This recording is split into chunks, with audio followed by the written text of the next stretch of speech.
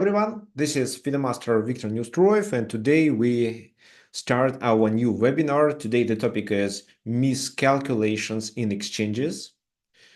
So while we are waiting for more people to come,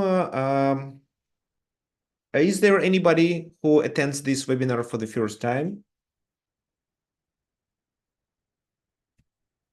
Also, please let me know whether the quality of the sound and video is good. So I'm still on a green screen because I'm doing probably the best course on tactics that I could ever create. That's why, I'm trying to record it when only I have time. So probably not today, but tomorrow, definitely after I finish some of my lessons, I'll be recording the course. Okay, so everything seems to be good. So people are joining. Okay. So why I chose this topic, miscalculations? Well, because there are different forms of miscalculations. They can, a chess player can make a can miscalculate or make such a mistake in at any stage of the game, even the opening, middle game, the end game, and this skill to ability to calculate the lines properly without any inaccuracies makes a chess player a strong player. An ordinary chess player is a strong player. So, for example, I really enjoy positions where a calculation of the lines is required. Why? Because I think that I'm good with it. I can calculate the line. I can find something else, find some intermediate moves, because I calculate every line. Well, for example, I make a move and then I expect my opponent to play this or that move, and then.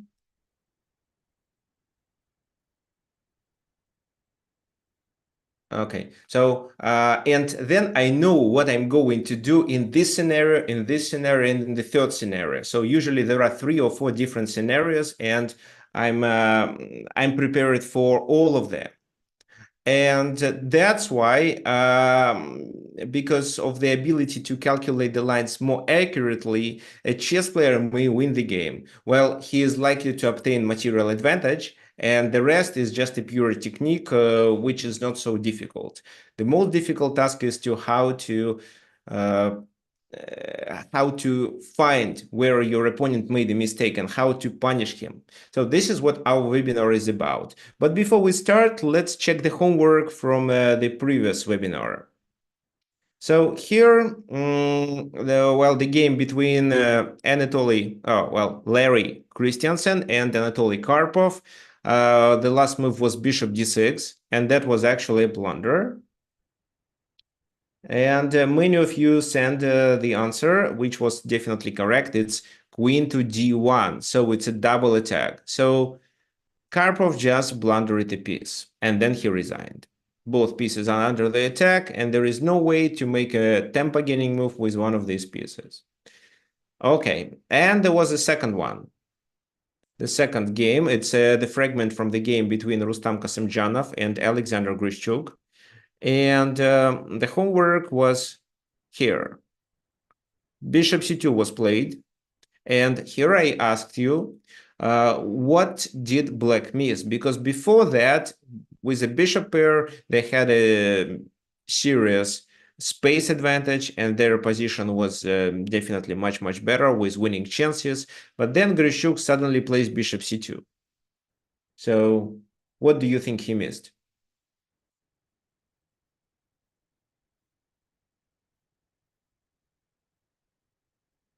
Well, yeah, right. He misses knight e6. How does knight e6 work? So knight e6 is a fork, and if rook takes, it's rook d7. So we are taking advantage of the enemy king's position. King goes there, but then he loses the rook on b2. So you can simply take it. Here, for some reason, Kasimdzhanov decided to repeat the position, and only then he took on b2. Maybe he wanted to collect some more time. Okay. So what else could happen here? If, let's say, the rook doesn't take, but the king goes there, it's 95 extra piece. If the king goes to b6, it's still a rook, right? So then the game would continue with this move, check. Then the king moves. If the king goes there, he falls under a check. That's why the king goes to a7. And after king a7, it's just rook b2. Well, you hang your rook and your knight, but you attack both bishops.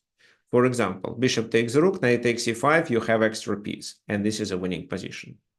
So this is how Kasimdzhanov was able to take advantage of the mistake that Grishuk made. Okay, can you please let me know if you can see, yes, if you see the whole board, including the names of the people who was playing? Maybe I should move it a little down, like that.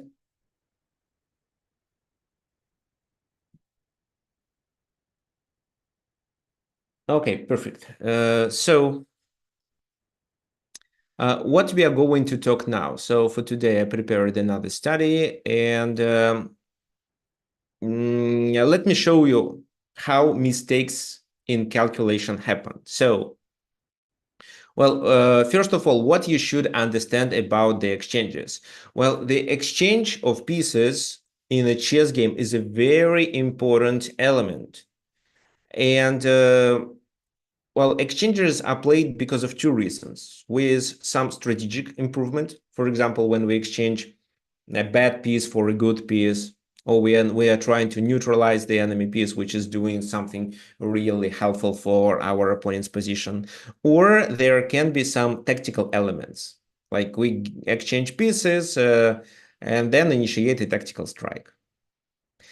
And if it's just a one exchange, it's okay. Well, most likely your opponent won't blunder anything. But if there can be a series of exchanges, then it's likely that your opponent may make a mistake. So, and very often with these exchanges, there are a lot of tactical combinations in so-called in-between moves in the middle of the line, especially if you deliver several exchanges in a row. And for those who want to improve with miscalculation and exchanges, what I recommend is doing intermediate moves combinations. So I have a study on chess. You can also search for the puzzles devoted to this topic. There is a lot of books. Yeah. So there are a lot of books that you can use. Well, the one that I recommend is written by Maxim Bloch. It's called 1200 Combinations, and there is a paragraph devoted to intermediate moves. However, maybe for some of you, these puzzles are too easy. But I also have more. So, and this is my favorite topic because the games are won because of intermediate moves, because people are missing something. And if you are able to recognize that your opponent made a mistake, you are likely to take advantage of it. So, before you initiate an exchange combination, in order to not make a mistake, you should explore what opportunities your opponent has. It is great if your position is very solid and everything is defended and the king is safe too. But it happens quite rare. In almost every game, we have something which can be under attack or is already under the attack. And because of that, we have to analyze this exchanging process in details. And when you calculate the line, so let's say you are satisfied with the exchanges, then always ask yourself what happens. Well, you always ask yourself if your opponent has something better than this. For example, let me illustrate it with this position. Here, black decided to play rook b6. Why? Well, white pieces are more active. They wanted to uh, get rid of white pieces, so simplify and then claim a draw. Because if we exchange rooks, for example, or rooks and knights, I mean, one pair of rooks and then the knights, it's a draw, right? So rook b6 is a very logical move, and rook c7 as a reaction to it doesn't work, just rook d8 or maybe rook d6. So it's possible to stop such an exchange. But black also had one more idea here.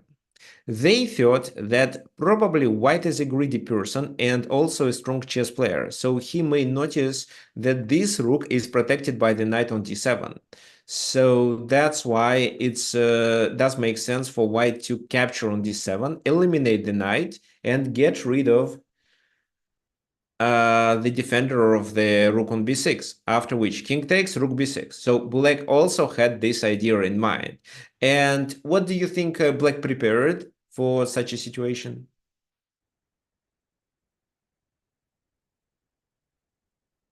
Who can tell me?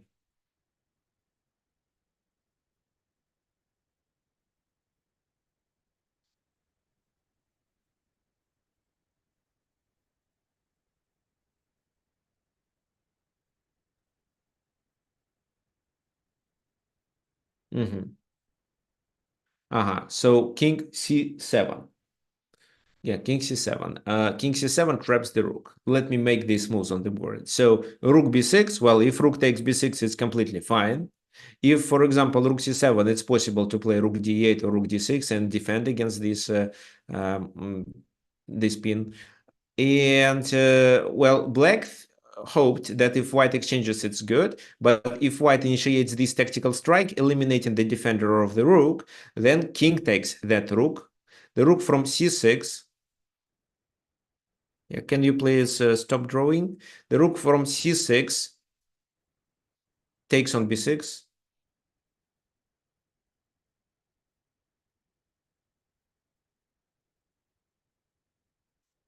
And then king c7, trapping this rook.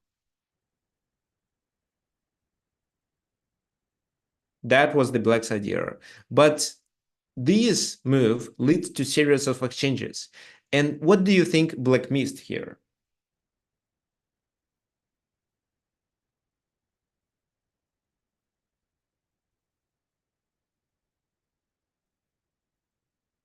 What do you mean? Which move black missed here? Not white missed, but black missed.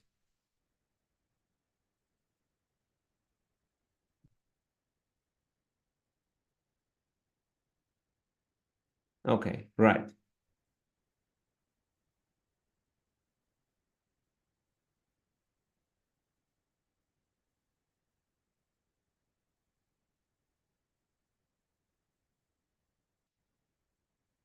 Okay, right. So it's rook takes d7, king takes d7, and knight e5. With this move, white is able to chase the king away, as well as protect on c6, which is not required. And after the king is chased away, it no longer can get to c7. So simply rook b6, and white wins with white has extra knight, and this is a completely winning game. So even strong chess players may miss it. So every time you force an exchange on you offer an exchange, always calculate these intermediate things. They may happen. Here, for example, there are two exchanges, a rook for a knight and a rook for a rook.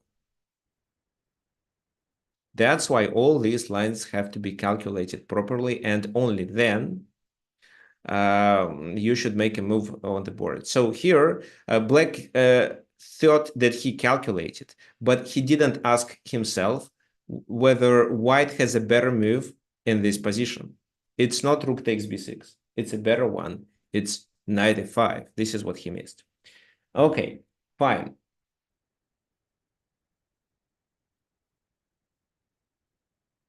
Let's continue. Let's continue. Let's continue with the next example.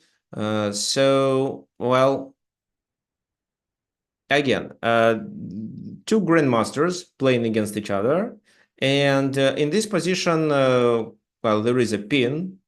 There is some attack with the bishop and with a knight on f5. So black decides to simplify.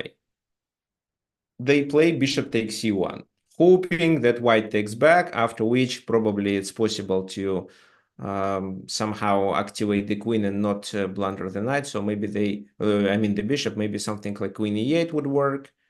Not actually sure what they had in mind. Yeah, actually, well, they were hoping bishop takes e7, rook takes e7. It's logical, right? But what did they miss after bishop c1? Who can tell me?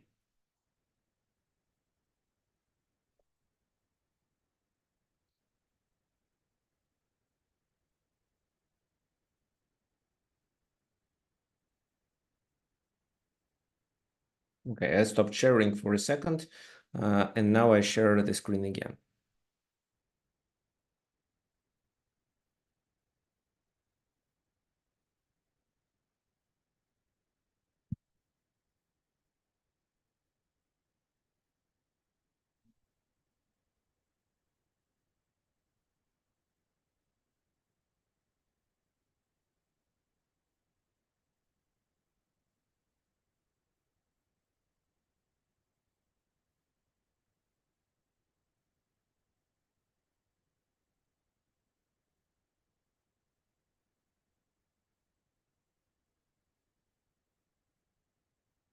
So waiting for your suggestion, guys.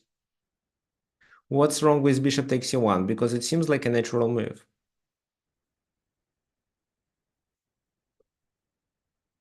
Okay, fine.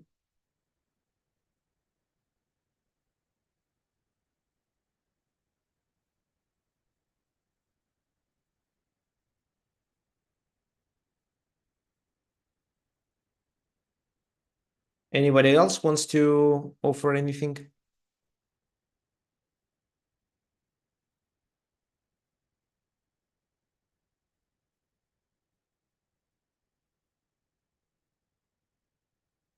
Okay, so here actually queen h3. Okay. Here actually Johnny is absolutely correct. Well, after bishop c1, let's try to visualize it. So after this move, it's not queen g4. Queen g4 seems logical, but then it's possible to play bishop takes f5. And, well, black hangs their queen, but attacks the enemy queen. And if, let's say, it's pawn takes, then it's even queen g5, exchanging the queens and trying to save the bishop on c1. So that's why I think that after bishop c1, queen g4, bishop takes f5, the queen has to take on c5. Then here they save their queen, and then we take the bishop. But instead of saving their queen, they can play bishop d2. They are most likely lose this bishop on d2, but, well, it's a little hard to capture it right away. So that's why it's definitely not a good idea doing this right away. Well, queen h3 doesn't make any sense. So what you should do is you should capture on d7 first, attacking the enemy queen. And if the queen takes, then with queen g4, you actually create a double attack. So you are targeting g7, and you are also threatening to play knight h6, which wins a queen because of this discovered attack. Those of you who cannot visualize the position, can you please let me know by sending a direct message? Because if the majority of participants do not visualize it, then I'm not going to calculate such long lines with arrows. I will instead make them on the board. So if you struggle with visualization, just let me know. Okay, so bishop c1, and this doesn't make sense because of bishop f5, and our queen is hanging too. And even if we take with the pawn, they have this move, attacking our queen and trying to save their bishop. So we have to take with the queen, but then it's the same. Oh, actually, no, it's not the same. It's bishop d2. And we will definitely win this bishop later, but it's not clear. Probably we have to play these moves.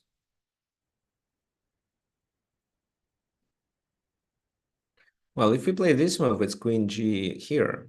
Then what? g3 has to be played. And rook here. So again, it's not so obvious. That's why definitely not this. This move doesn't make sense neither. So it's rook d7 obligatory. Then queen takes. Well, the queen may not take, but in such a case, we just take here and delay our main idea. The queen finally will take, and we will still do this. Okay, so queen takes d7, queen g4, double attack, threatening a mate and threatening a discovered attack. All we need is just to move the knight and do this. And unfortunately for black, they cannot play f6 because of this. Even if they could, knight h6 would still work. So queen g4, what they can do? Well, probably, I don't know, queen sacrifice, for example. E takes, and then the bishop retreats. But then h4, bishop f6, so white is completely winning. They have queen versus rook and knight. Okay, fine. Let's continue. What else do we have in this position? Well, what do you think, guys? What white should play here?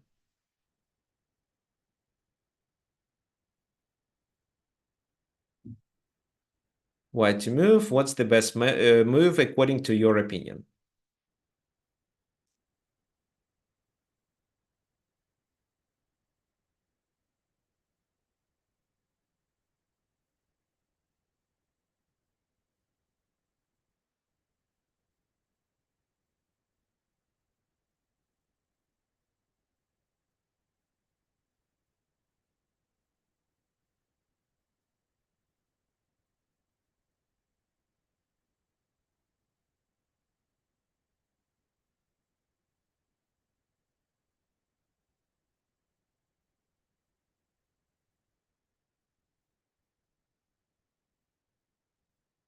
So I'm waiting for your suggestions.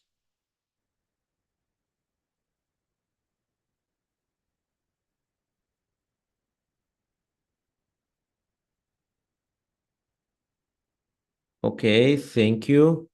There was a suggestion by doing this, knight takes e6. Well, okay, interesting, but what's the purpose? Let's say bishop takes. Then what? Would you like to capture on d6? Well, yes, it does make sense to capture on d6, but let's say queen takes, rook takes. This knight is hanging, but it's possible to play knight c4.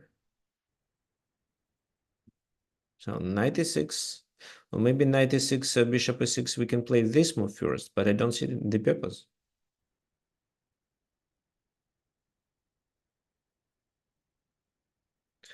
Well, black definitely wants to play knight c4, and we should either prevent it or look for a counterattack. And here, white decided to play a counterattack. Well, the alternative is b3, after which we can declare that white has a small but stable advantage. They are intending to play 5 in the future and open the king's position while black pieces are not developed, and while the pawn is on b3, the knight on a5 is not doing much. But white thought that they can win, and this is where they played knight to b5 move. What's wrong with this? Well, let me explain what white had in mind. So a takes b5, knight takes b5, attacking the queen and the d6 pawn. If the queen moves too far, it's just bishop b6. So let's say the queen goes to d8, and if the queen goes to d8, then knight d6 works. The king goes to f8 to e7 and queen b4, creating an attack on b6 as well as some discovered attacks with the queen. Or a takes b5, knight takes b5, queen d8, it's queen d6. Why? Because after queen takes queen, knight takes d6 is still a check, and the b6 knight is no longer protected with anything because the queen was exchanged. And there is no way to castle. For example, take this, Queen takes. Castle is illegal because f8 is under the white's queen control. What do you think? Would such move like bishop c3 work here as an intermediate move?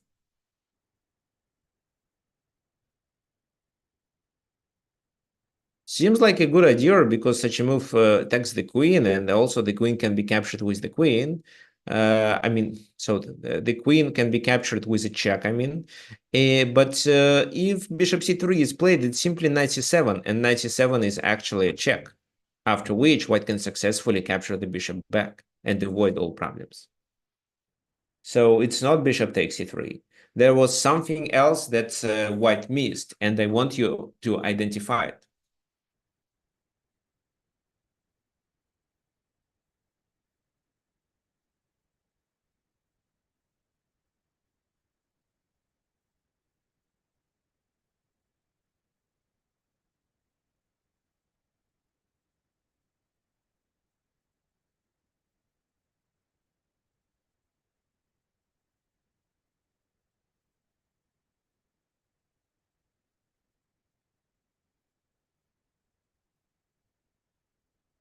Okay, so for example, a takes b5, knight takes b5. Maybe there is an intermediate move in that position when the pawn captures and the knight captures back.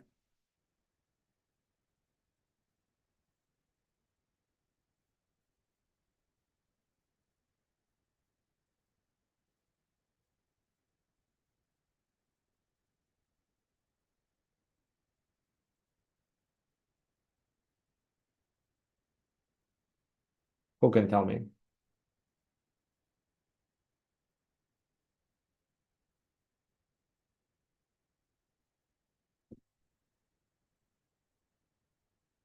So, well, right now I'm recording a course for Chessable devoted to tactical, how to improve your tactics, your tactical vision.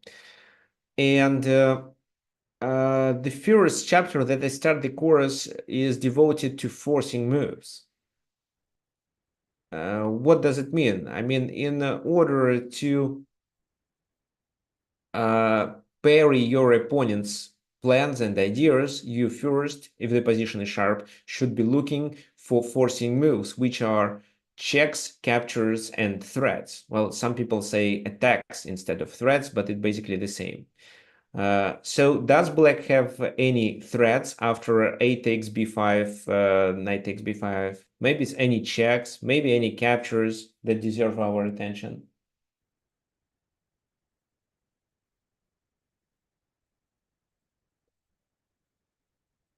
Okay, Johnny, can you please clarify what do you mean? So a takes b4, knight takes b4, and then you suggest queen b4, but it's black to move. I'm asking what black can do. Okay, well, so guys, of course I can flip the board, and then you will be uh, playing for black, but I want you to imagine such a situation when you decide to play knight db5, which looks attractive by the first glance, and your task is to recognize whether your opponent has any like any intermediate ideas that may help him to avoid this problem with the pawn hanging on d6. So yeah, so Paul is correct. Yes, it's knight b3. Knight b3. This is what white missed when decided to play knight b5.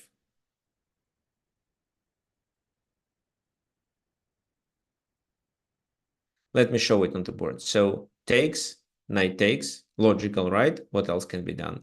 And knight b3, which is a check. And because there is no knight, there is no possibility of capturing with the c pawn.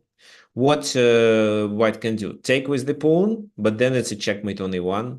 Move the king, but then knight takes queen is a check, and then black has enough time to save their queen.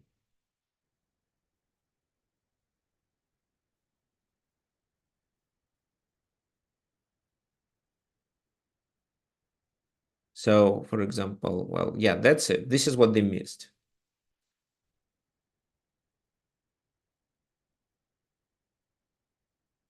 Knight b3. In case of logical queen d8, I think queen d6 is the strongest option. We are threatening to take as well as to exchange and take on b6, and white should be winning. But every time you take a decision to initiate an exchange or apply a tactical strike, ask yourself. So, for example, in this line, it seems to be winning for white. Ask yourself, like, does my opponent have a better way of defending his position? Can he has a better alternative? And you should actually ask such a question in at any moment. So, for example, does he have a better move rather than taking on b5? No. Does he have a better move on the second stage after he already took with the a pawn? Maybe instead of moving the queen, he can do something else. And this is how you'll find knight b3. And this is how you would reject the whole idea of knight b5. And you would play b3 and hold your small but stable advantage. And the game would likely end in your favor in such a case. Okay, so, well, this move doesn't work neither. So take and then what? Taking with the bishop? Well, probably, but then at least bishop d7. Okay, fine. So knight db5 was a clear mistake. Let's continue. Okay, take. Why doesn't take the pawn on b5 and play queen b4? When? There is no possibility of queen b4 here. The knight is blocking it. And here it's too late to play queen b4. It's a check already. So maybe you mean do with this knight and then play queen b4, but I doubt it works. No, at least I have bishop d4. And after bishop, oh, actually it's a double attack? No, it's not. No, it is a double attack, right? So this move is a double attack. I thought that knight b3 is playable, but this time the king escapes. So a takes b3 is not a checkmate. Okay, fine. So queen b4 looks interesting. What does black have here?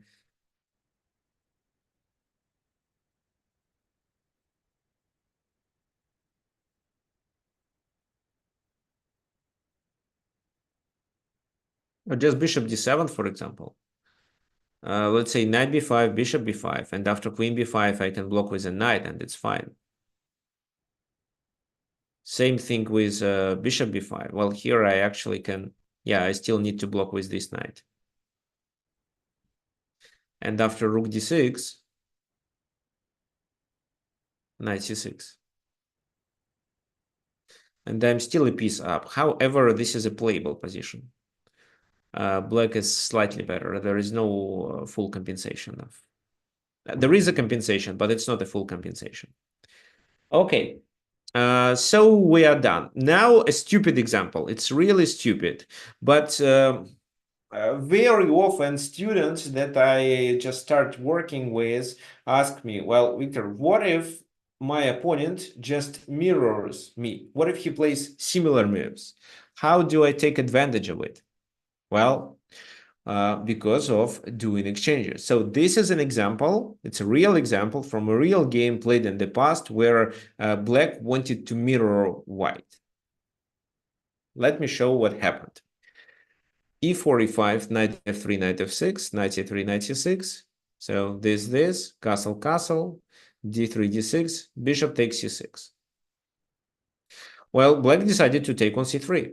It's not the best move. Well, here this option was definitely better. So take there. Bishop b7, bishop b2. Bishop e8, bishop e1. Bishop g5, bishop g4. Well, it could make sense to play bishop c3 and keep this bishop alive. Then probably they would do this or this move. So, for example, h6, and if he goes there, then g5 is not playable. Then bishop g4. Okay, but it was bishop g4, basically the same. This is the first inaccuracy. And queen e1, queen e8. Bishop f6. If g takes f6, then we are doing this and trying to focus on the king side. But it was bishop f3. What would you continue here for white?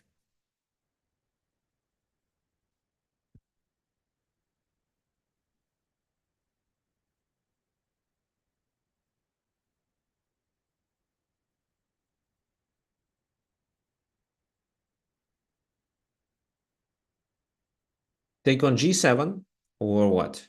Bishop e2 or bishop e7, I mean. What do you have in mind?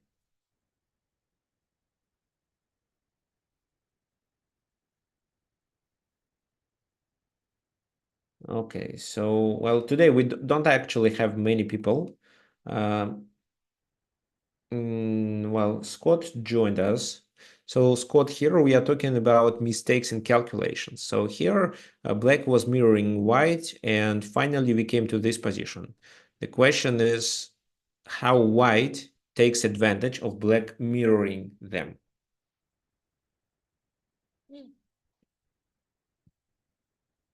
Okay, there is a suggestion by Johnny. Okay, thanks. Let's wait for more suggestions here. Anybody else wants to either support Johnny's idea or suggest something else? Okay, thanks, Paul.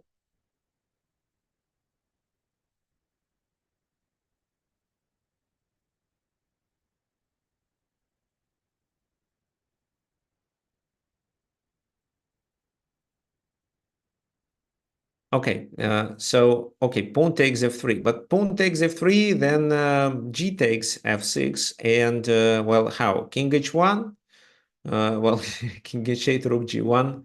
I don't think it works because let's say king h1, there is no need to play king h8 right away. So let's say they play this move. You play this, they go there. Then what? You should bring the queen to the defense, maybe by doing this move. And then queen g2 is a danger. But queen g2, actually, they can play rook g1. But they can play rook g1 right away. And it seems to be a draw. I don't see how white can take advantage of it, because maybe if rook takes, queen takes, then it's queen h3, but I doubt. Why I doubt? Because there is a perpetual check. So queen g5, if you, let's say, with white pieces want to capture the pawns, the game ends in a draw. It's a perpetual check. Or maybe not. No, let me play something else. Just let me think a little. So queen g5, queen d2 can be played.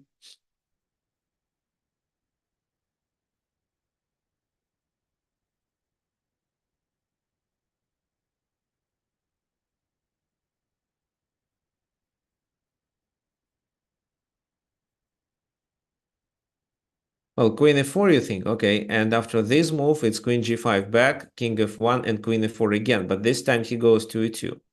But you can take there, they can take there, and it still should be a draw, because this pawn is important too. Okay, maybe instead there is a better way to play here.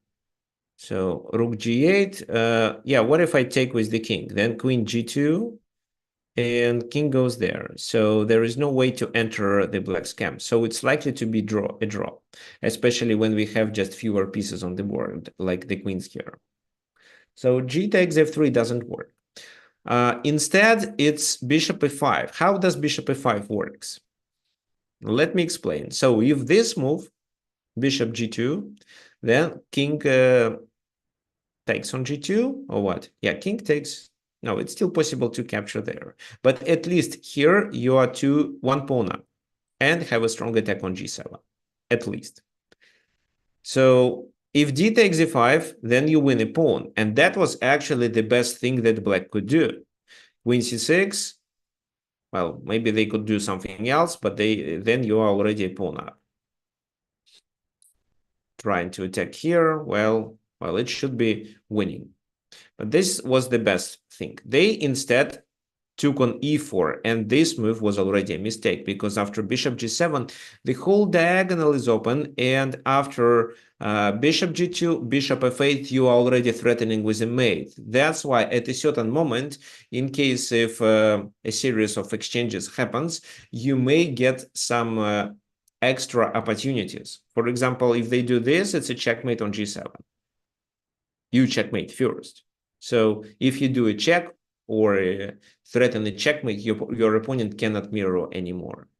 So they can capture with the king, then you do queen h8 and win this in game with extra exchange. Well, if they take with the queen, they simply lose on g2. There is no perpetual check. Even queen g7 check is not playable because of the queen on e1. So when you do a series of exchanges, they're likely to be a tactical solution, a tactical intermediate move, which provides you with a better position. Okay, we have one more example. And after that, we're gonna play this game. Yes, so one example, then the game and the homework. Well, white to move. Here, white decided to control the d5 square, so they played knight b4 with a temper. Probably rook c5 should be played. But instead, black decided to protect the rook with this, the pawn with this move. And of course, they got knight d5. What do you think? Which of the knights should go there?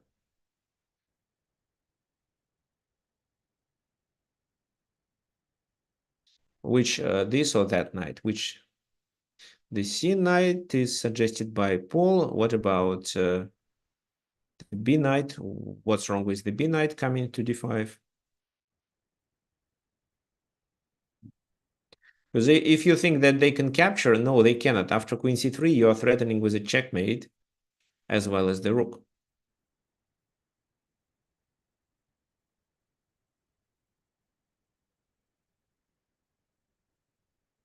So the b4 knight goes.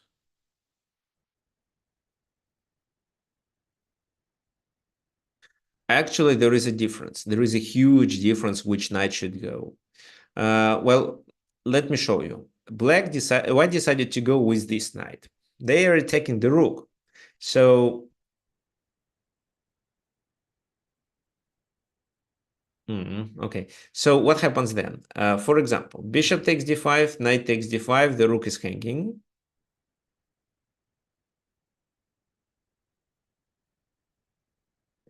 And if the rook goes to b8, it's fine. There is no knight to fork on c6.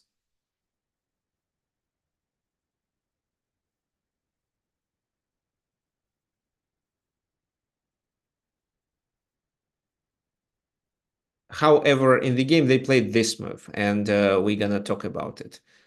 So they played this move, and they thought that nothing serious happens here. For example, if queen takes, then we can capture on d5, and it's just a different order, and then we can play this move.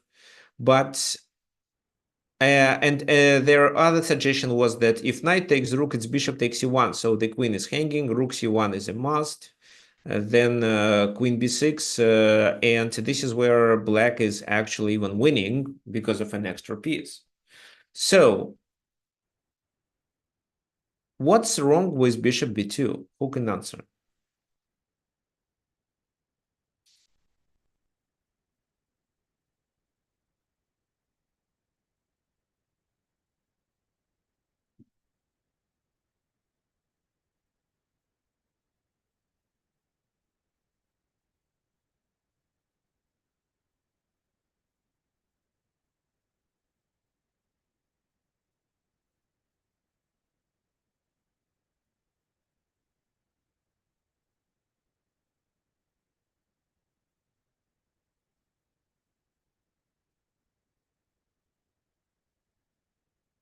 Long-term, the dark squared weakness over the king. Well, yes, but at the same time, there is a concrete blunder that you can punish right away by achieving a material advantage. Okay, there is a nice suggestion by Michael. It's rook c2 attacks the bishop, and black rook is under attack, right? But you actually lost the bishop on b2 already. That's why if you take it back, you only restore material balance. So rook c2, then they take, then you can take here, and they now can play this move. And if you now do this, then he has two minor pieces for a rook. No, or actually they can retreat it right away. So Paul is correct. Yeah, Clifford is correct too. It's rook c8. Yeah, thanks. Rook c8, right. This is how you attack the queen. And if the queen takes, you can fork and win a queen. So here, king has to go to a dark square. That's why instead of taking here, you first take there with a check. They block this check somehow. Maybe knight f6, maybe just f6, which I think is better. And then you take there. And then if you calculate the material, it's queen versus rook and bishop. And you are also one pawn up. So a completely winning position. Okay, so rook c8. This is what they missed. Could they play better here? No. Bishop d5. Rook takes d8. No, it's not. So take, then take there, threaten this and this. No. Okay. Well, if in this position, instead of doing bishop b2, they play this, they still lose. But this time, they only lose the exchange after knight c6. Maybe actually more than exchange. So knight c6, queen has to go to e8, and then it is a check with this knight, king goes there, and then this. Then queen d4. Well, maybe we don't need queen d4. Well, let's do queen d4 anyway. Queen d4, f6. Knight takes there. So if they take here, we just exchange or move it back. And if they take on b8 with a knight, which prevents our knight from escaping, then we have rook c7 or at least knight d5 to secure our knight's position. So we have extra exchange. It's completely winning.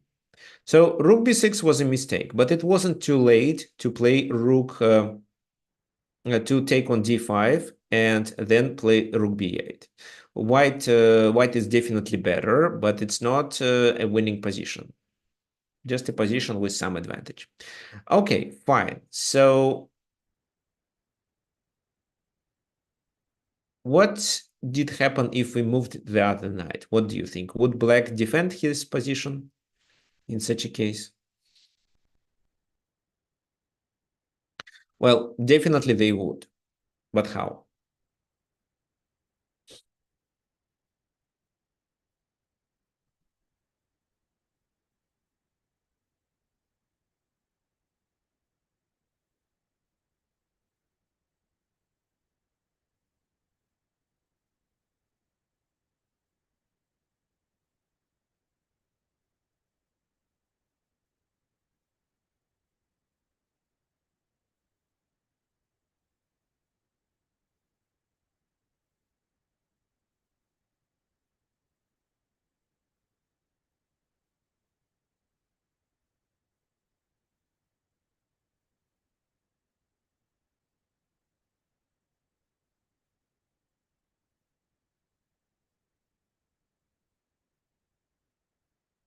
Well, Johnny's suggestion was before, which is actually correct. Before allows to parry this stuff because, well, what to do? This is not a possibility because the queen is under attack.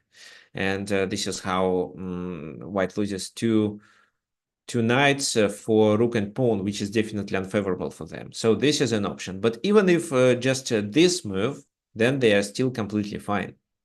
So that's why it's definitely the c knight should go there to have the control over the c6 square. However, if in this position they played bishop d5, they could avoid these problems. So knight takes and then rook b8. They are just slightly worse and it's still playable. Okay, fine. So let's continue with the next stage of our class. But before before we decide, well, actually, let me send you the position that we are going to play. I will play queen g4 and you will be playing with white pieces, and your task will be to punish me for this mistake, well, for this inaccuracy. Also, those of you who would like to support my webinars, you can donate using this link. It's easy, and you can do it through PayPal, like clicking on this button, entering the amount you want to donate, and then clicking here, PayPal. So then once you enter your account, the money will be automatically delivered to my PayPal account. So I really appreciate, especially those who already donated. So yeah, it supports my work as well as supports the work of my like assistant. I have a field master from Russia who helps me. Well, this is my friend. Well, and I ask him to search for the games. I tell him the topic and he searches for the games. He sends me about maybe 10 examples, and then I choose the ones that I think are the best for our webinars. Okay, so this is the link for you. And also, if you have any questions or any suggestions regarding the webinar, regarding how should I change the format of the webinar to make it more interactive, you are welcome to send a message at tricksofchess.com. Now we come to the second part. The second part is playing simul. So what I'm going to do, I'm going to play from this position, the one that I sent to you.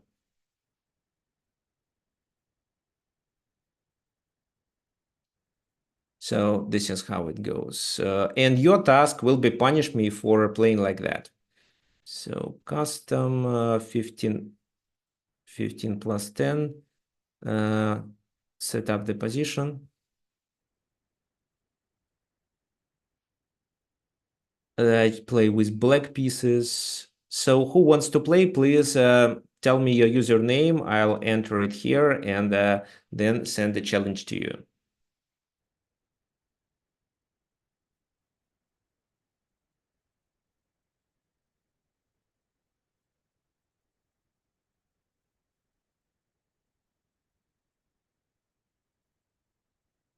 Okay.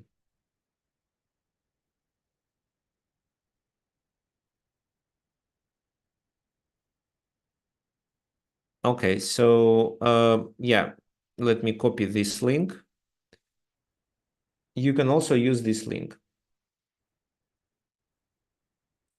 to challenge me.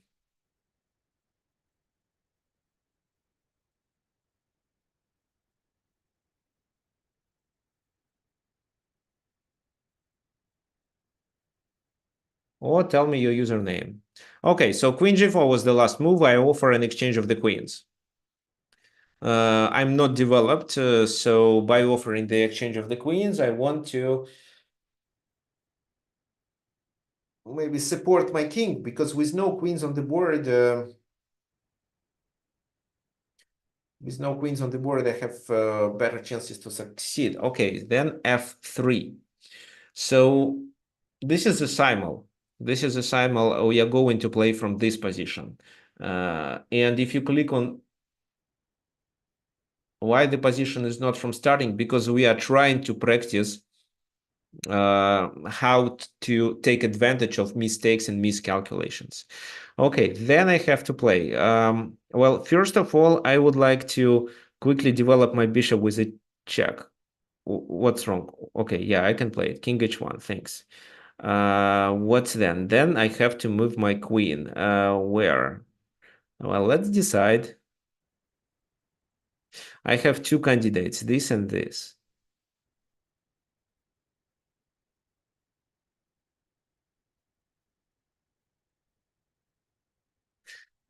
I feel like queen e5 is a better move. Okay, let me play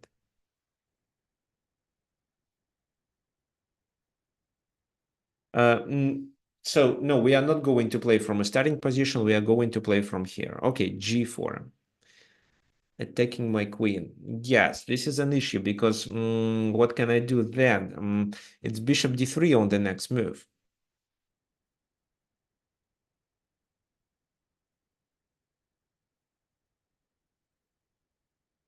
Actually, it seems that I made a mistake here. So queen g6, bishop d3, and then my queen is trapped. Do I have any counterplay here? No, my pieces are not developed for that. So it seems that I have to sacrifice my knight. So this is not available. I have to sacrifice the knight. Why it's not working? Queen g4, right. So now I have queen f6 at least. What's going on? Why cannot I play with the first move? So, well, how to challenge in this format? Tell me your username or use the link that I sent.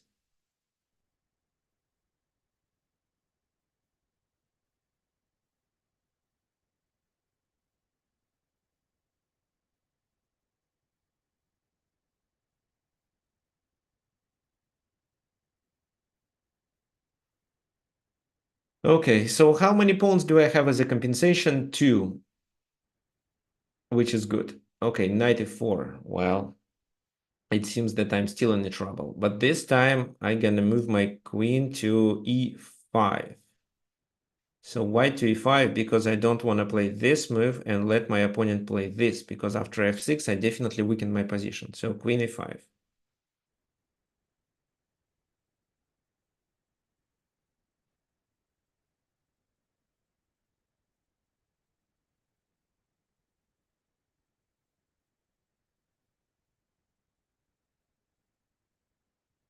If anybody else wants to play, please let me know.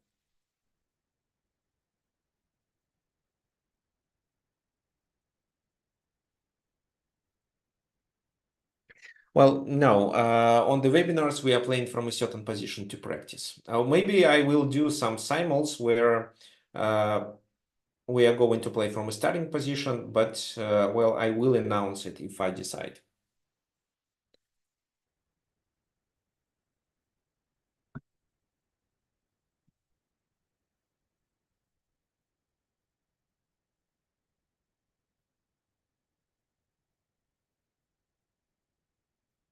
Okay, g5, but g5 allows me to castle.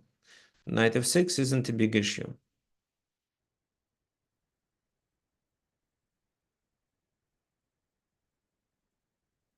Wait. No. If you want to play, let's play from a certain position. So from the position that just a sec. So custom.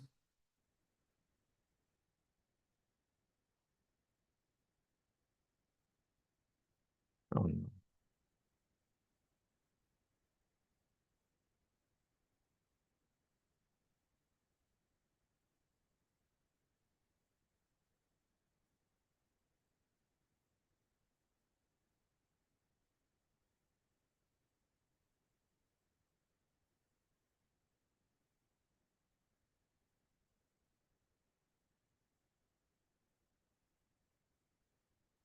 So power 7, 8, 9, is it correct?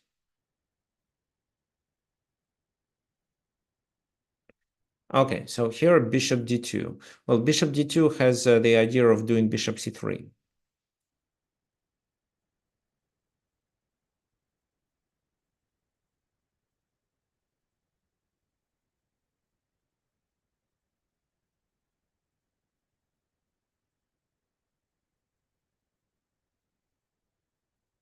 Let me play b5. Why cannot I play in one move? So the challenge is sent, please accept it.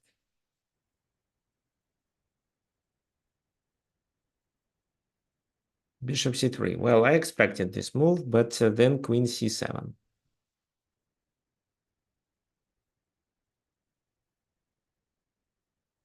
Because your king is weak too. Maybe I can somehow take advantage of it.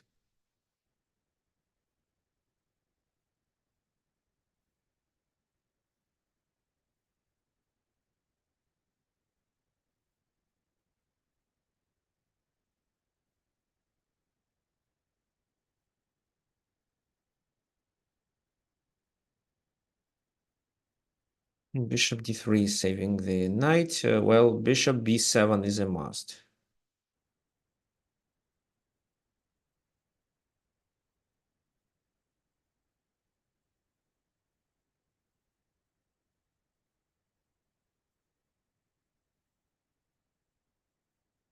Rook c1, yeah, clever. But your knight is pinned.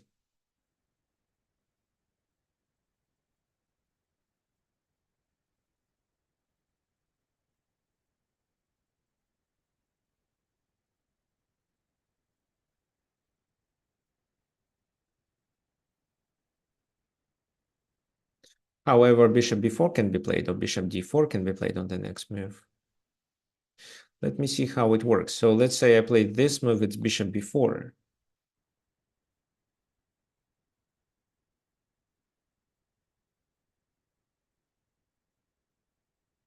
Okay, so finally the challenge appeared.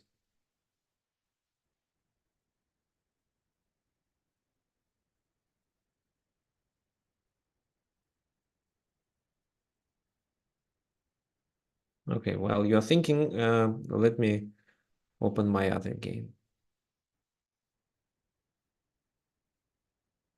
Why?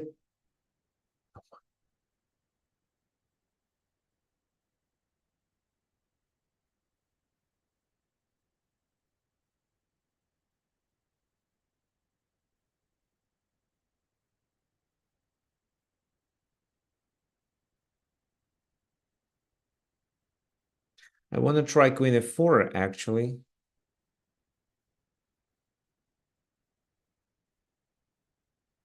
Not sure if it's a good idea. Bishop d2. Bishop b6 also makes sense, but then bishop b4 is a problem.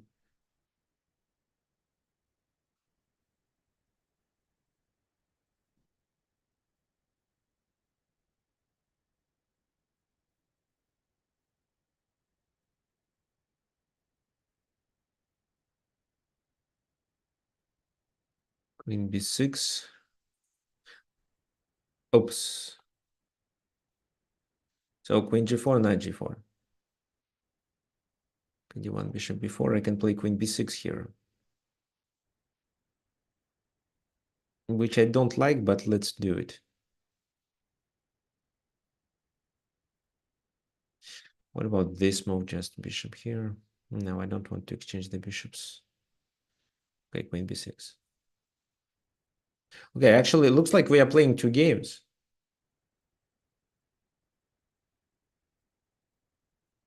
So let me play something else then.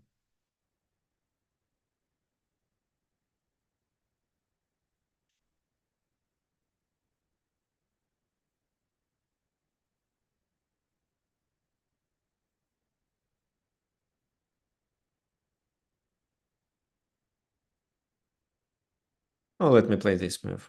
Maybe it works. Okay, b4. Nice move. So what should I do? I cannot take. Bishop e3 is a possibility, then bishop d2.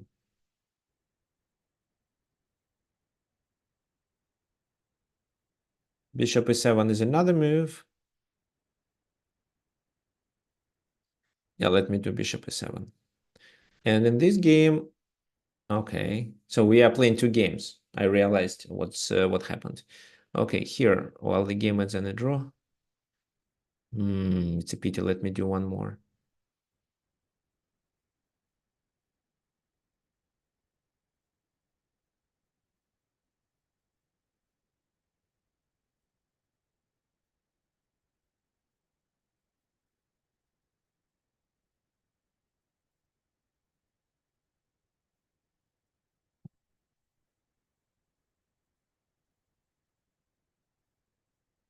So b4. Yeah, what was the concept here? With my b4 move, I wanted to sacrifice my rook on d3. That was the plan.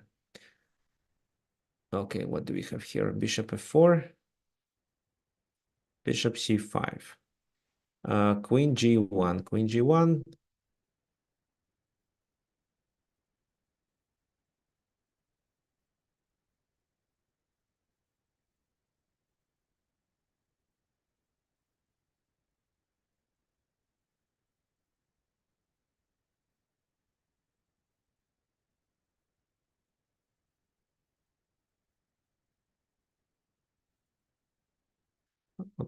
Rook of d8 probably.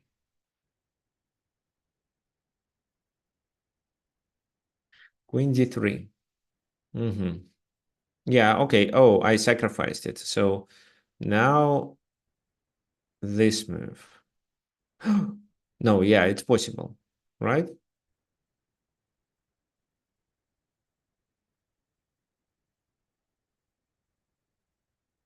Yeah, I think it is. Now I can castle here.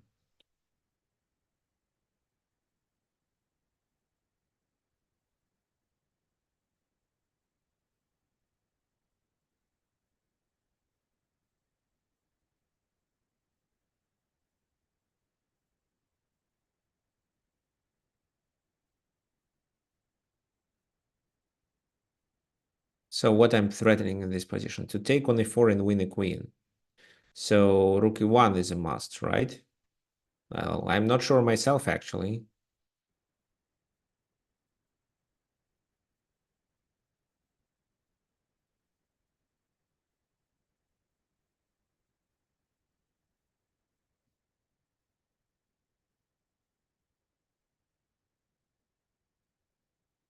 How to continue then? Maybe bishop f2 is a good move.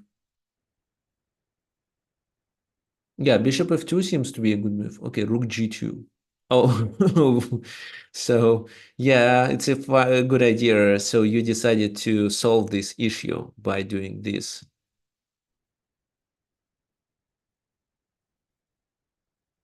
Well, let me do this move. Bishop d6. Okay, bishop d6.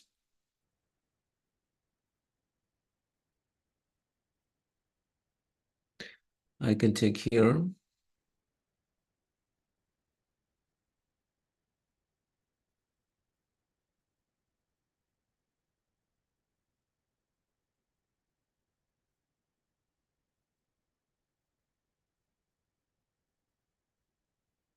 So what options do I have? Well, I want to keep this bishop alive 100%.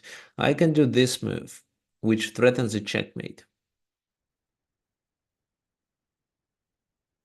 Well, this is a nice idea. So what do I expect? Maybe rook c2?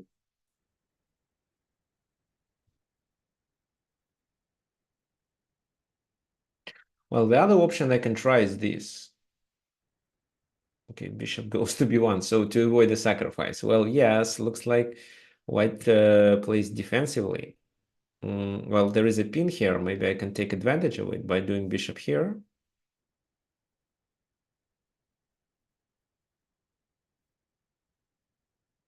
Or maybe I should play this move to increase the pressure on this guy.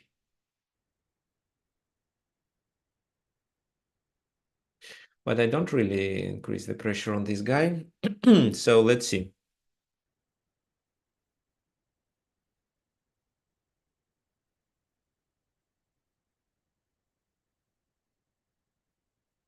Let's do this. Okay, so my rook is hanging, so I have to move it to d1 this time.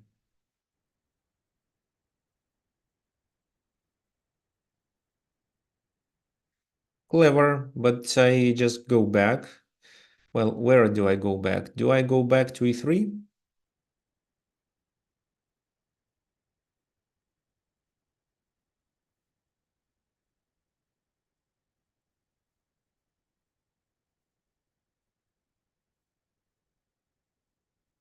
Yes, I go back to e3. So, okay. Here, rook d3. Yes, I was expecting it. Now what?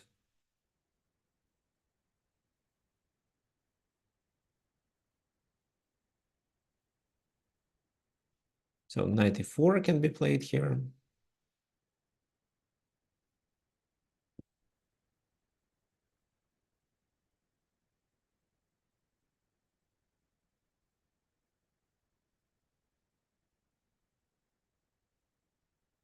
Can play bishop d7 here.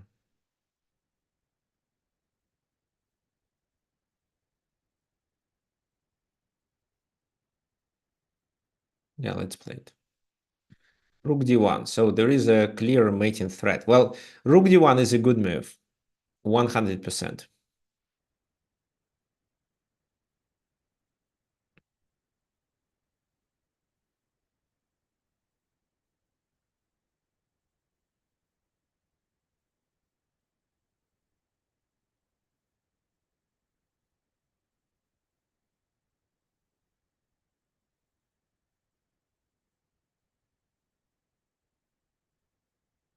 So queen g5 looks attractive, right?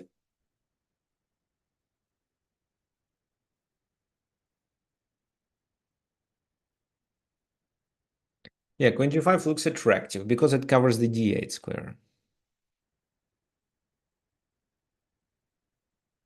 If I just play, well, g6 is likely to be a blunder, h5 is likely, well, okay, let me take there. Bishop b2, okay.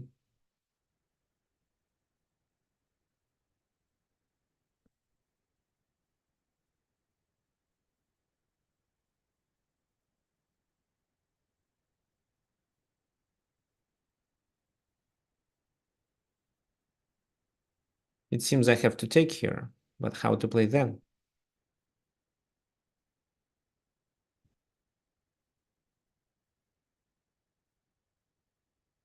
Okay, so I take bishop takes. I have bishop queen c6, which double attacks.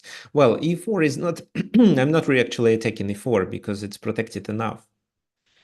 And I also have this move, but it seems to not work because they take on c8, they take on d2.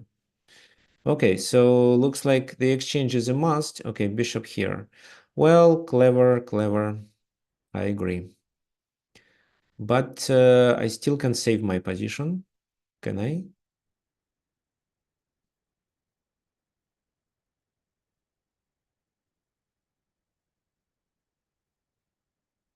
Yeah, I can. It's bishop c6 move.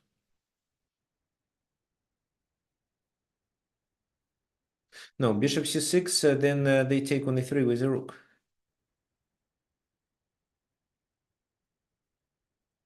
And if I do bishop b5 again,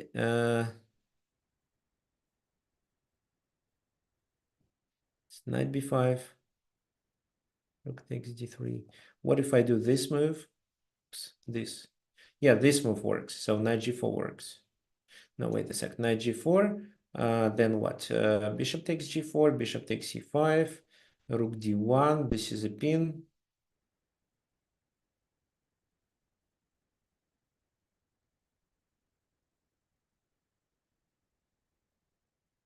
This pin is a bit unpleasant. Knight c2 maybe works.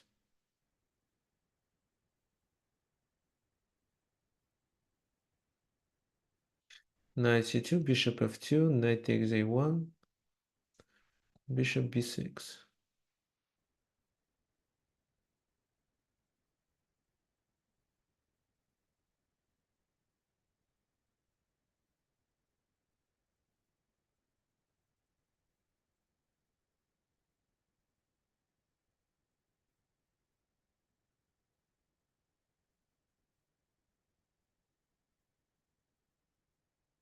Maybe bishop b5 is the best.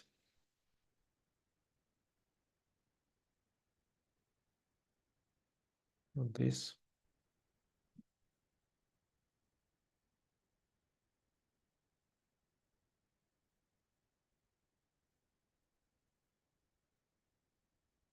Okay, bishop c6 seems to be okay. Okay, rook g1.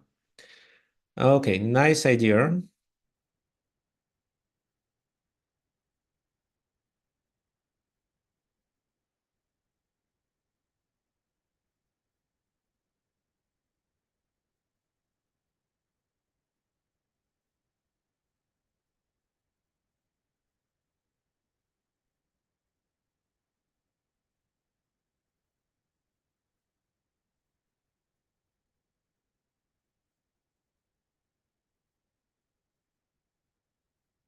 Now I have an unpleasant choice. It looks like I have to take.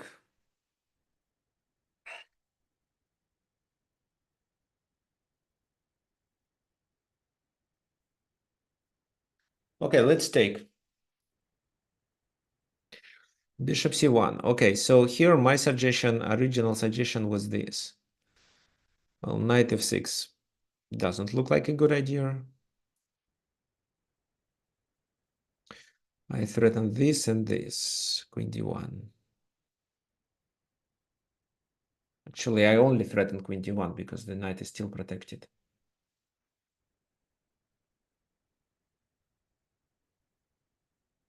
Okay, let's still do this. Okay, rook g1. Well, I'm in the real trouble, but let's find how to get rid of it.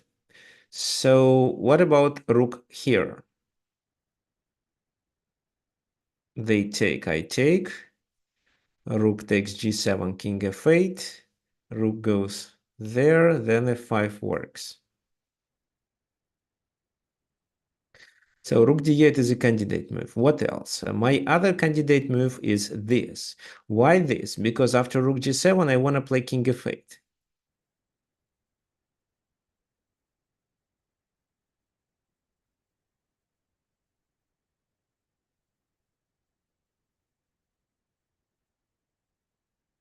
It's risky.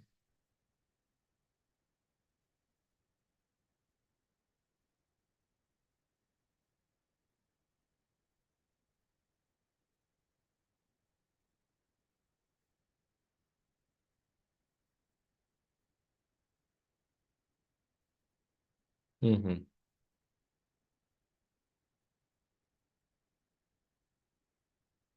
Well, queen f5 is another suggestion. Well, then rook g7, then this, and then queen d6. After which I have to play king there, and then I lose, obviously. So rook d8 is a candidate move, and what? And queen d5. Queen f4 is another candidate move. Yeah, queen f4. Let's take a look at this line 2.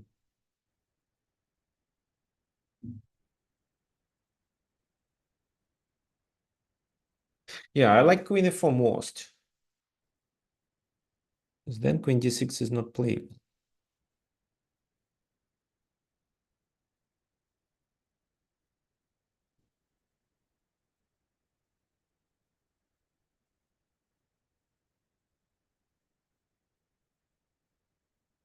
Well, it seems to work. Let's do it. Bishop c2 covering d1. Okay. Yeah, rook d8 was my candidate move, right? I was about to play it too. Okay, so f5. I want to play f5, but I cannot. Cannot play queen d1. So I can play queen e1, but I don't understand what's the purpose of doing this move.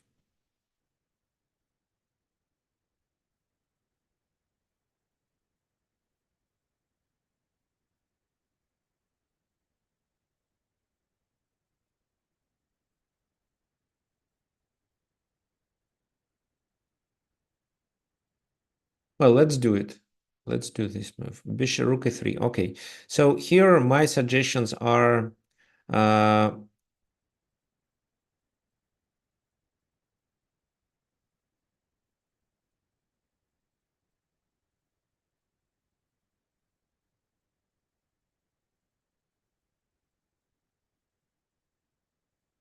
here I wanted to play rook d2 originally. So if I do this, they have a bishop pair, which I want to avoid.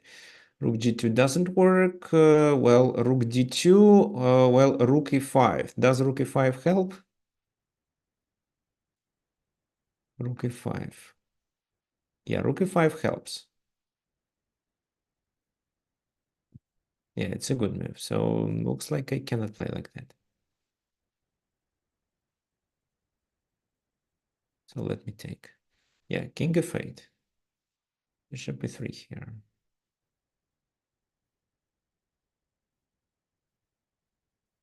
Well, b5.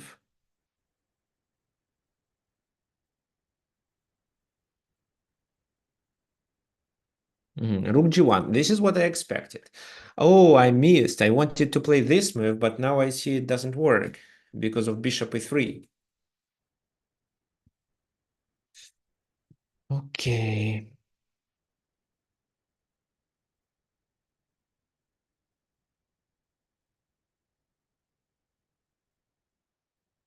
So I have to bring the queen back to e5. Do I? Well, okay, f5 is the other suggestion, but it seems to not work so well. Yeah, I think I should bring the queen back because I'm expecting a discovered attack. So let's bring it back. So interesting, actually. You guys both didn't do your best, but oh, I am at 2 minutes only here. Oops, I didn't notice. And here I'm to 30, so I have to play quicker. Okay, so less explanation, but more play. So here I may still. Okay, let me do this. Here I should think about the plan. It's definitely something about these pawns. Maybe I should advance it like that. Okay, let's say this.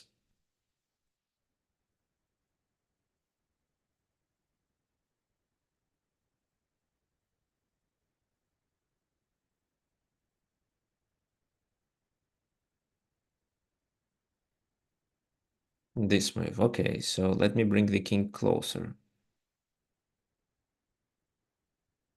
Okay, then e5.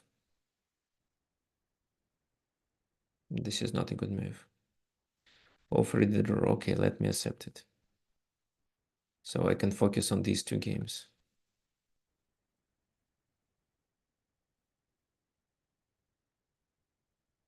King g1. I expected this move. No, I didn't. But I wanted to play this bishop f4. I expected queen g3, not king g1. But king g1 is logical. Now the queen moves.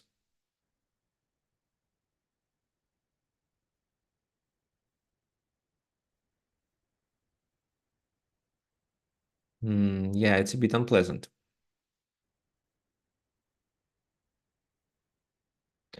Queen is likely to move to d4, then I can deliver a check.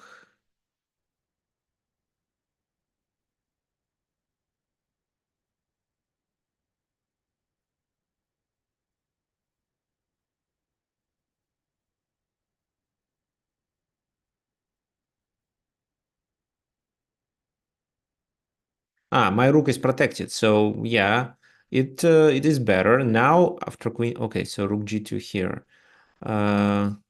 So knight f6 is not a threat, f5 still cannot be played. This doesn't make sense. Okay, so let's pressure the bishop.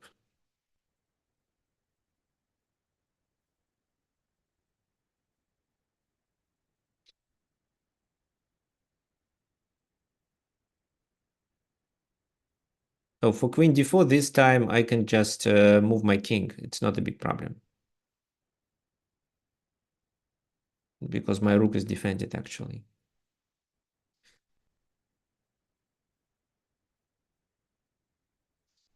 Mm,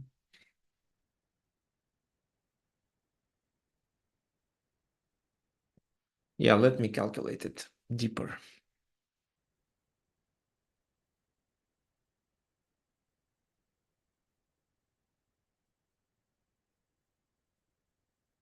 Oh, e5 actually works. Yeah, why I'm talking about it. E5, of course.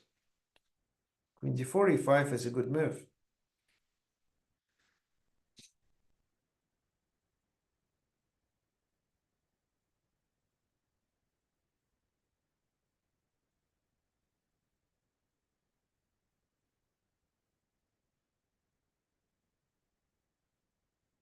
Oh, no, it's not.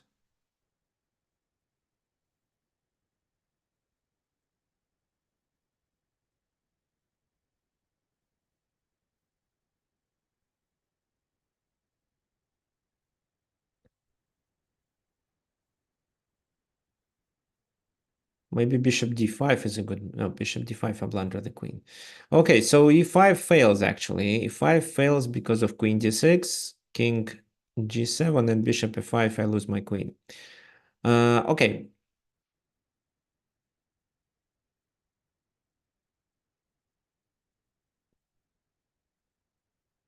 Can I just play this move? No, I cannot. Queen e4. I can deliver a check, but don't see the purpose of doing it.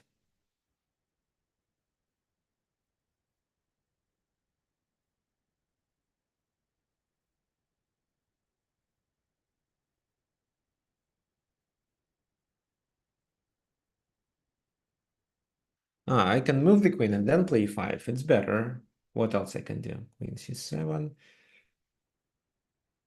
It's a blunder.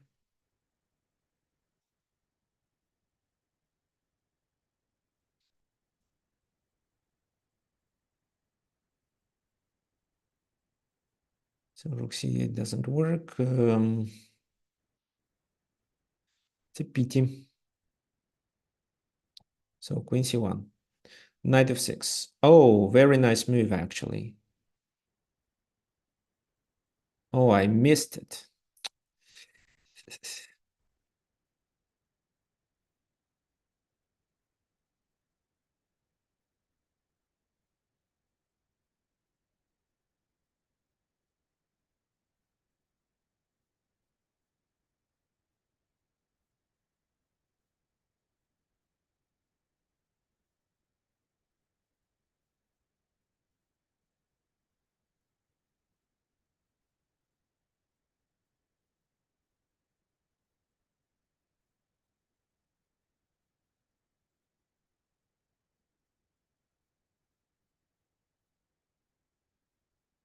So if I take, it's queen b7.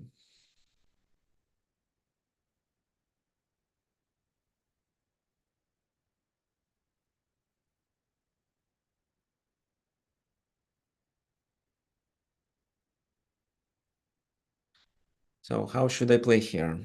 Move the king? No. Take with the queen. Still a bad idea. King f2. Okay, this is where I should play.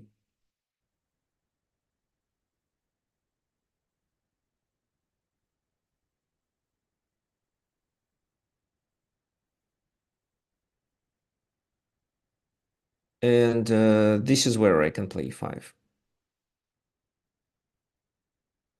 This move, right. So I have two pieces hanging simultaneously.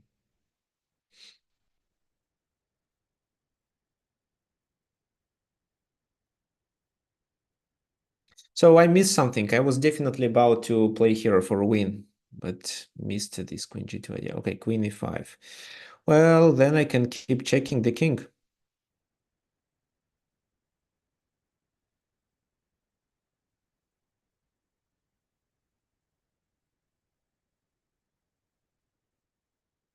Queen e4. Okay. Oh, it's a double attack.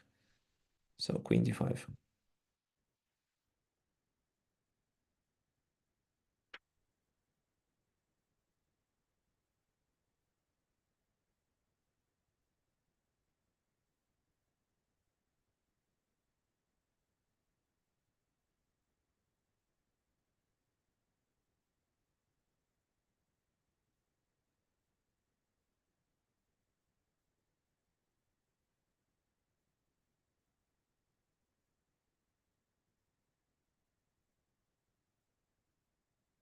Queen here.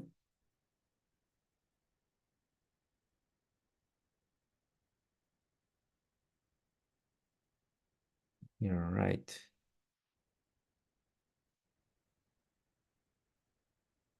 So another check.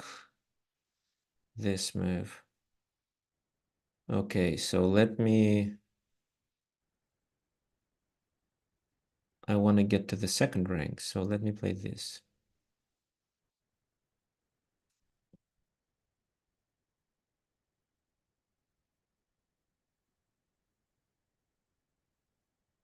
Queen f2.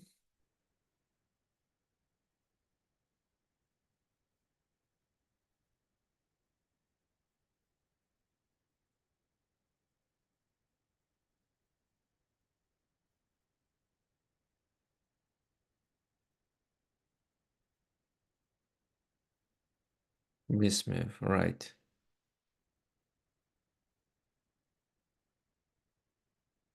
So what should I play? Okay, queen f5.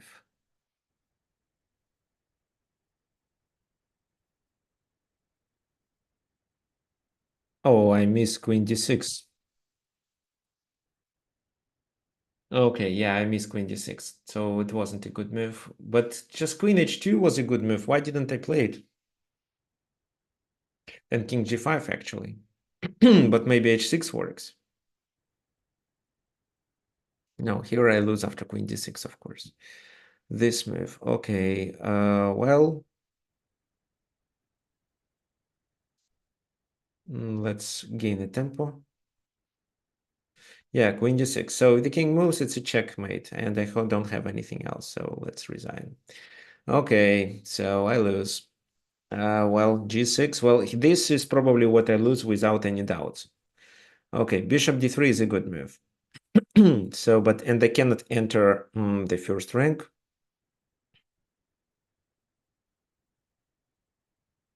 The second.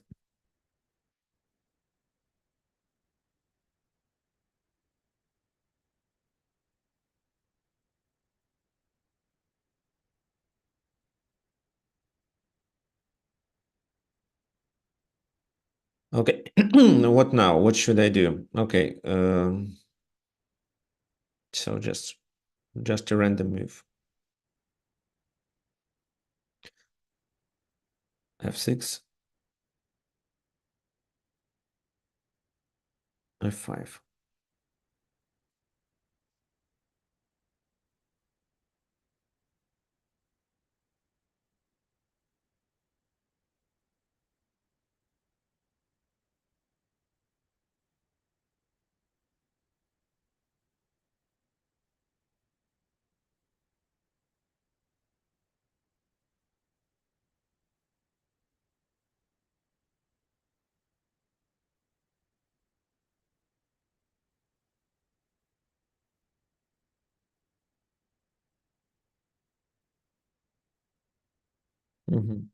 Opening the position. Okay, let me find some counterplay.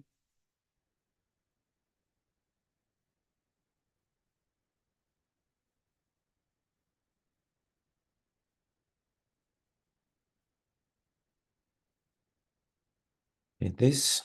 Then what? Here.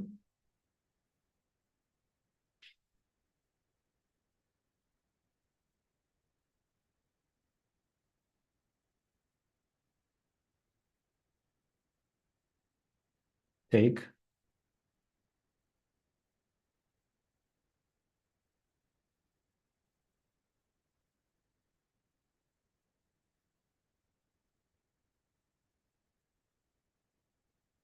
So the rook is trapped for a while. No, it's not. Oh, yeah, it is.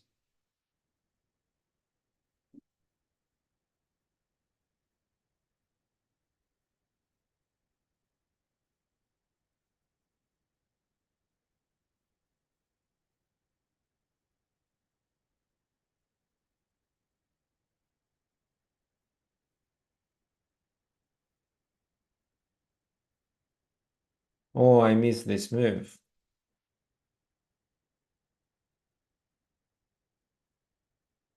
I thought it's bishop g3. Okay.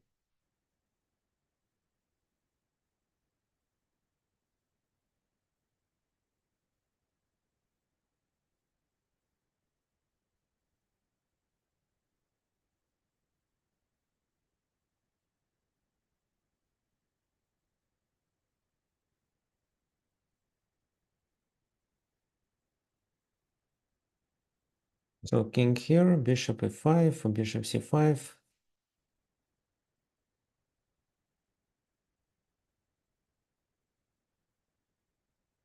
Okay. Oh, it's a blunder also.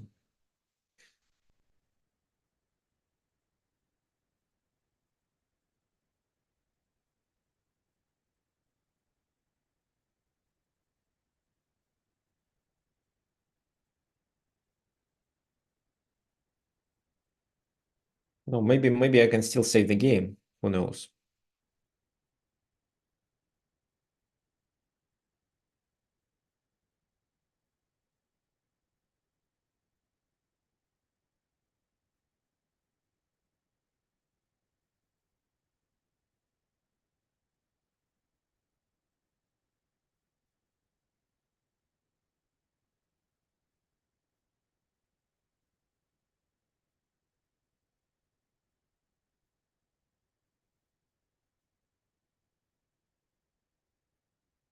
That was a nice idea, actually, to play this. Now a2 is the threat, so okay, so this move. Now a2 cannot be played, but I have a king and a pawn versus rook, which is in my favor.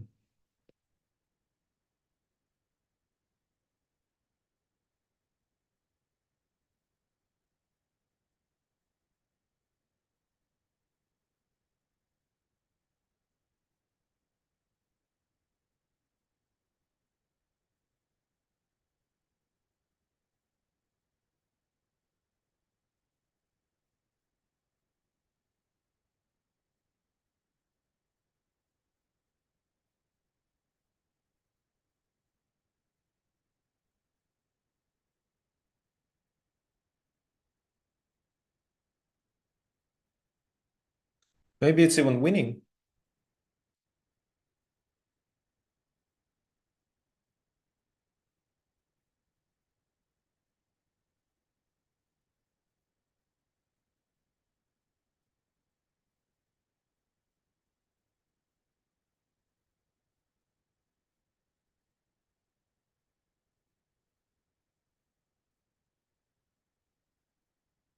So king h1.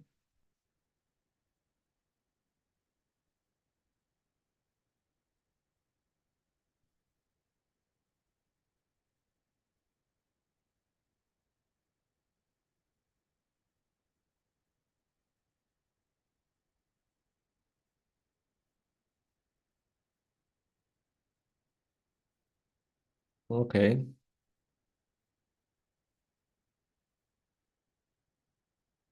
So I think the white rook should be sacrificed for that pawn because it's a dark square on e1, so maybe I can still win.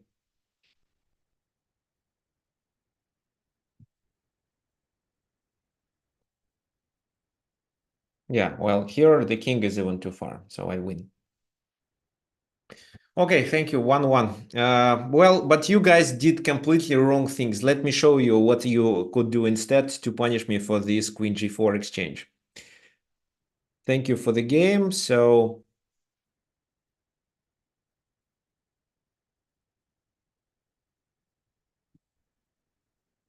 what you should do? Well, queen g4 is played, and this is a huge mistake. What's wrong with it? Well, this knight. If only this knight is distracted, it's over. So instead of doing this stuff where I could save my queen on h5, or just exchanging where I'm completely fine, you could try this. Now, this knight cannot be captured, neither with the pawn nor with a knight. And white is threatening this as well as this, and then take the queen.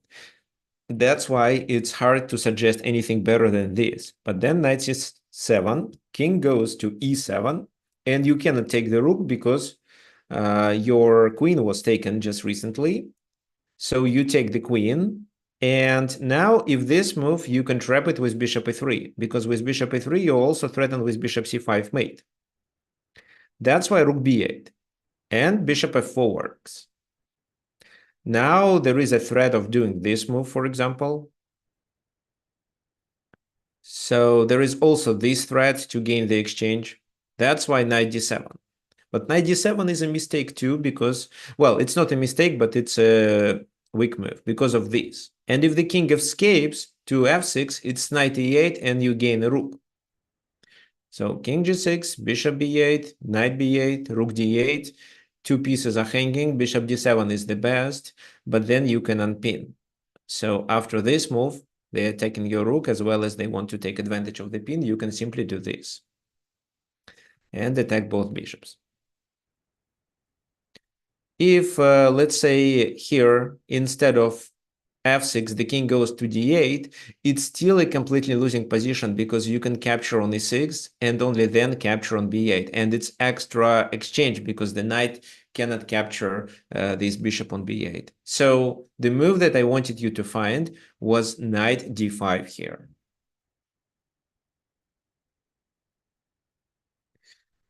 Okay, so well, we are done for today. If you have any suggestions, you are welcome. You can always email me as well as you can support my webinars by using the link to PayPal. If you want to suggest, if you want to change the format of our webinars, just email me. And from this webinar, I want you to remember that if you want to get better with miscalculations, do tactics, especially intermediate moves. This is where these miscalculations come. So this is where you are trying to search if you can interfere, and instead of making a logical move that your opponent expects, you play an intermediate move and take advantage of your opponent not seeing it. So this is the homework for you. I'm also going to send you email tomorrow. Well, when you can play against me, well, every webinar we are doing such a simul from a certain position. So if you want, you're welcome. But, well, just in ordinary game, I don't see the purpose of doing it. Well, I mean, well, I can play against my students, but I'm not interested to play against everyone, especially if this chess player is much lower rated than me. So that's I just don't have so much time to play with everyone who wants. Well, if you are my student, then maybe we can schedule a daily chess order. We can at a certain moment play a 15 plus 10 game, but to play against everyone, I just don't have enough time. So on the webinars, you can use this option to play from a certain position, but to play a full match only once I organize simuls. Well, okay, so you are 19, perfect. I'm 2285. My FIDE rating is 2285. Okay, we are done for today. Let's meet next Sunday. And I don't have any ideas of what the next webinar will be about. So you can suggest, and maybe this webinar will be about this exact topic. But make sure to send your suggestion before Tuesday, because on Tuesday I should be ready with the topic. I'm doing an announcement and so on. So thanks everyone for participating. See you next Sunday.